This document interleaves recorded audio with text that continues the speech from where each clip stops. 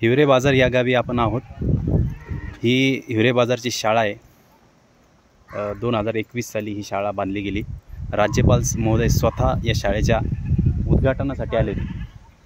बघा, हे गाव महाराष्ट्रातील नाही तर देशातील एक आदर्श गाव आहे आणि या गावाच्या व्हिजिटसाठी आपण आलेलो आहोत। अशी सुंदर शाळा बांधलेली आहे। शाळेची इमारत ही संपूर्ण स्लॅबची इमारत आहे।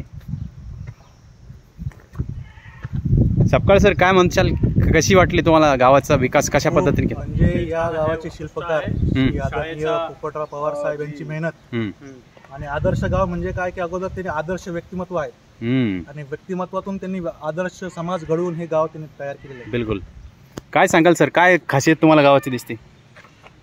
इथली स्वच्छता, इथलं नियोजन, त्यानंतर हे संघटित कार्य आहे। सरांनी काय केलेलं आहे, पोपटराव सरांनी की सर्वांची मोड बांधून छान गावाचा विकास केलेला आहे। राष्ट्रीय स्तरावर हे गाव आलेलं आहे। बरोबर, अगदी बरोबर। गावाचा विकास करायचा असेल तर पक्षीय राजकारण बाजूला ठेवावं असं महात्मा गांधीजींचं जे स्वप्नातलं गाव होतं ते हे गाव आहे। बरोबर बरोबर बरोबर। गावाची सुरुवातीला ही कमान सुरू होती। ही कमान जवळपास 50-1 लाखापर्यंतची कमान बांधलेली आणि त्याच्या बाजूलाच त्यांनी वाचनालय सुरू केलेलं आहे आणि हे जे वाचनालयाचं नाव आहे ते शाहू फुले आंबेडकर वाचनालय आहे। ही जी इमारत दिसते ॲक्च्युली ही कमान आहे आणि याच्या दोन्ही बाजूला त्यांनी वाचनालय सुरू केलेलं आहे आणि या वाचनालयाचं नाव आहे शाहू फुले आंबेडकर वाचनालय। हिवरे बाजार गावातील ही अत्यंत अशी सुंदर लायब्ररी इथं सुरू झाली आहे। बघा, तुम्ही सगळे मराठीचे पुस्तकं याच्यामध्ये आहे, सगळे UPSC MPSC साठीचं पुस्तक आहे आणि वाचाल तर वाचाल या शब्दाचा खरा अर्थ आपल्याला इथं समजतो। म्हणजे सामाजिकदृष्ट्या आणि आपण म्हणू शकतो की सगळ्या दृष्टीने गावाचा विकास करण्यावरती भर दिला आहे। साहित्य संपदा अतिशय जबरदस्त आहे। पद्मश्री पोपटराव पवार यांनी त्यांच्या विचारातून ही जी लायब्ररी दिलेली आहे त्या गावाच्या नक्कीच तरुणांना आणि युवकांना पुढच्या भविष्यासाठी आणि विचारासाठी देणगी असणार आहे। गावामध्ये अतिशय सुंदर अशी झाडी आहेत आणि या झाडांमुळे जवळपास टेम्परेचर जे गावाचं टेम्परेचर हे 2.0°C कमी आहे असं स्वतः पद्मश्री पोपटराव पवार सरांनी आम्हाला सांगितलं। बघा तुम्ही, सगळीकडे अशी झाडी आहे।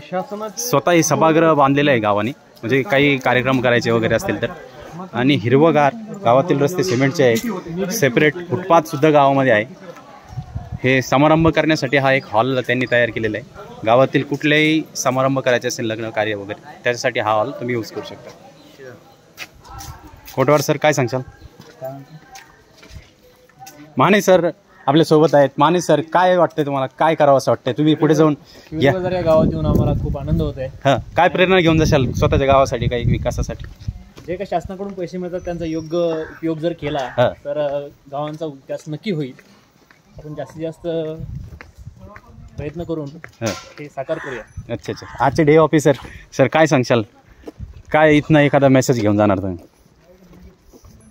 हिवरे बाजार हे गाव नक्कीच सर्वांना प्रेरणा देणारे आहे आणि या गावामध्ये ज्याही नुसतं योजना येऊन नाही पण त्याची अंमलबजावणी ग्रासरूट लेवलला ज्या पद्धतीने झालेली आहे ते पाहता नक्कीच आपण आहे त्या पदावर राहून सुद्धा समाजाला जे काही देणे आहे ते जर आपण देऊ शकलो तर नक्कीच थोडेफार का बदल होईल ते आणू शकतो। हो हो हो, बरोबर, अगदी बरोबर। म्हणजे लोकसहभागातूनच योजना सफल होऊ शकतात असं त्यांचं म्हणायचा अर्थ आहे। आणि आपण जरी सरकारी नोकरीत असलो तरीसुद्धा आपण जरी काहीतरी छोटंसं काम जर गावात चालू केलं तर त्याच्यातनं एक मोठी चळवळ उभा राहू शकते असं त्यांचं म्हणणं आहे। गडचिरोली जिल्ह्यातून आपल्यासोबत आहेत ललित कुमार कोटवार सर। अतिशय सामान्य परिस्थितीतून आज त्यांनी मोठ्या पदावरती झेप घेतलेली आहे। सर, काय सांगशाल या चक्कीबद्दल? हिवरे बाजारची ही चक्की आहे। लतिक कुमार कोटवार सर।